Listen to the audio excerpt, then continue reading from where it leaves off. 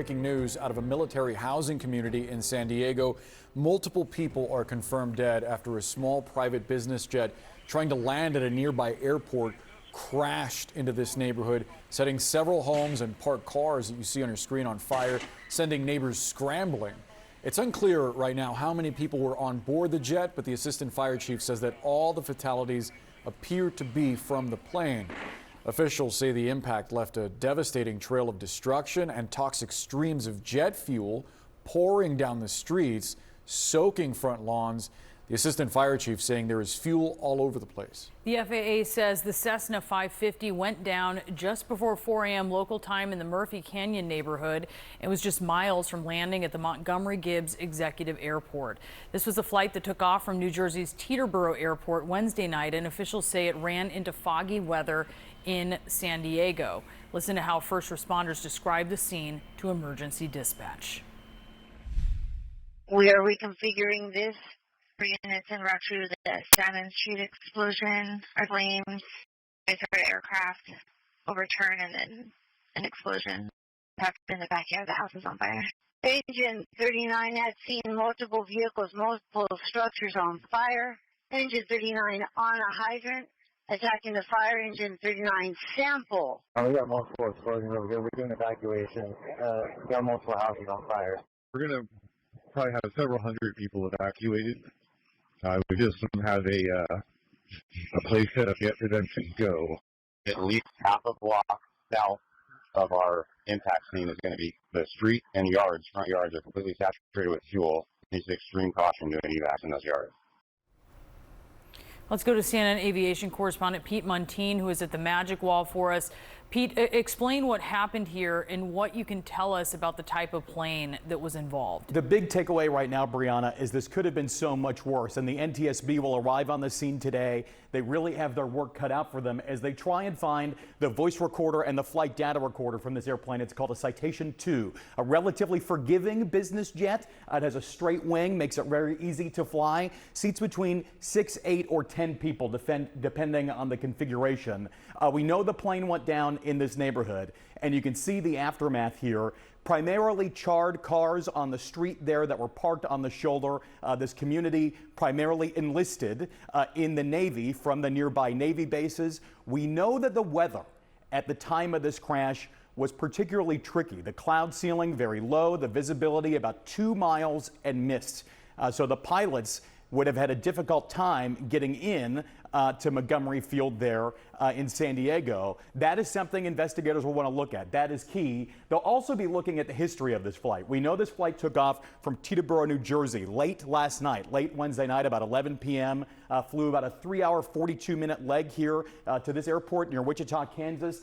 Spent about 45 minutes on the ground there, and then continued on to Montgomery Field, where it was set to arrive around 3:45 a.m. local time.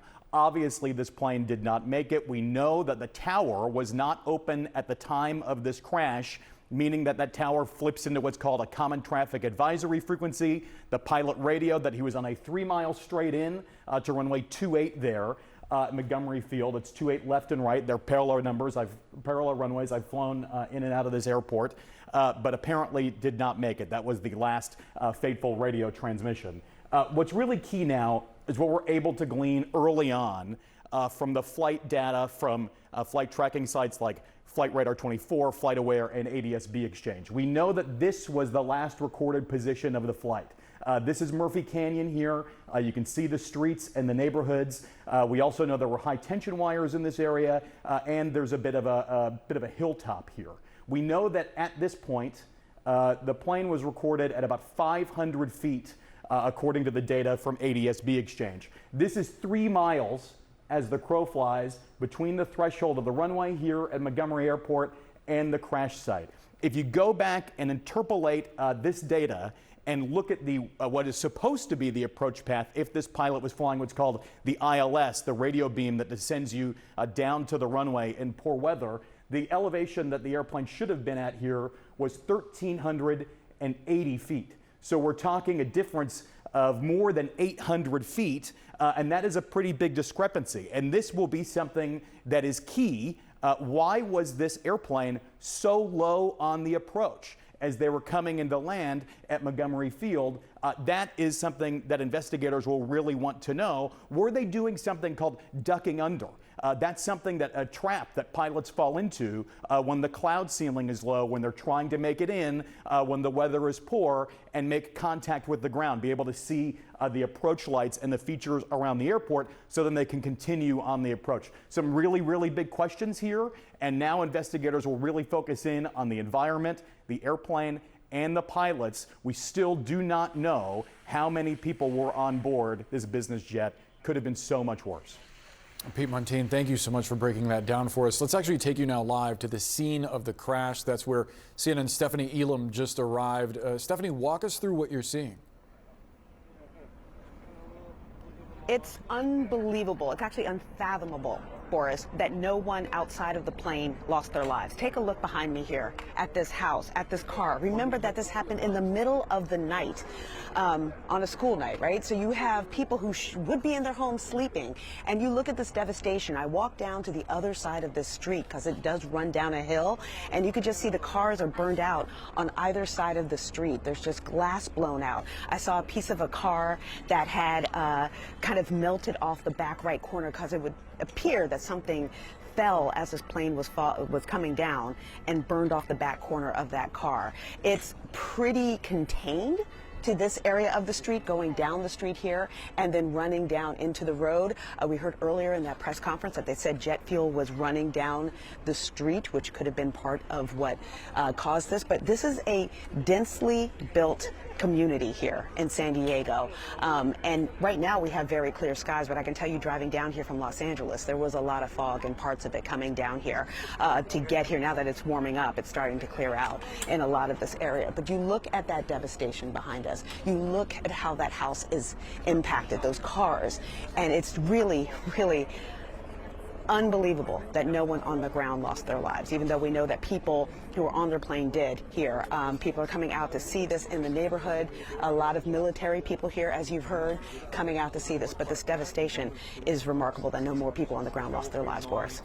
Yeah, and we saw, Stephanie, people in video evacuating, carrying small children with them. This is a community where there are families as well. Stephanie, we know you just got on scene. You're going to continue to do some reporting there. Let's bring in CNN safety analyst and former FAA safety inspector David Susi. David, you hear Stephanie describing what she's seeing, and it just being almost unbelievable that the deaths in this case are confined to the airplane. What do you think as you're learning about this? It's incredible again that happened. It obviously took some skill on the pilot's part to make sure that they weren't landing directly on an airplane. I've investigated a couple of accidents in residential areas where the pilot doesn't take that maneuver and ends up landing on buildings and on cars. So that's really a measure from the pilot that took that extra care to make sure that he was landing on an area where there would not be significant damage directly to a specific building. So that's what I would look at first. The second thing that, as Pete mentioned, is the flight control or the flight data recorders and see what's going on there. But one of my biggest concerns is that this airplane, specifically this Citation, is one of the most reliable airplanes. I had the opportunity, the pleasure of working on these airplanes. They're very docile as far as corporate jets go. They're easy to fly. Their landing speed is low. It's a very great aircraft for using for corporate measures. But at this point, again, we don't know what happened. And then the last thing, I'm sorry to go run on so long, but is the fact that the range of this aircraft is about 2,000 miles. So if it took off from New Jersey and was headed to California, it was on the end of its range. Although because there's jet fuel on the ground, I think it still had fuel aboard. We'll have to wait to see what we find out. That is a significant point. I wonder what you make of reports that there was significant fog and that visibility may have been an issue. How complex is it to make a landing in those conditions? Well, it's very complex, and this aircraft specifically can be certified for single pilot. So if it was a single pilot airplane and there was only one pilot in charge, it can be a large workload to try to come into a foggy area like that and find a way around it. So it could possibly be that they were flying under the ILS to try to get visibility to see where the airport was and get visible recognition of the airport at that location. So I would suspect that the fact that it was that low would have indicated either a fuel starvation, which I don't think is the case here because they did make a smooth descent. But I would be looking at that as well. And we understand there are multiple fatalities, but we don't know how many. Is that unusual, David? It really is, but looking at the extent of the damage to the aircraft, I've done several aircraft corporate jet accidents like this, and it is really difficult considering the level of damage. I don't want to get too morose about it, but to actually identify how many people are on the aircraft. So that may take a little while considering the damage to the airplane. David Susi, appreciate having your perspective and expertise on.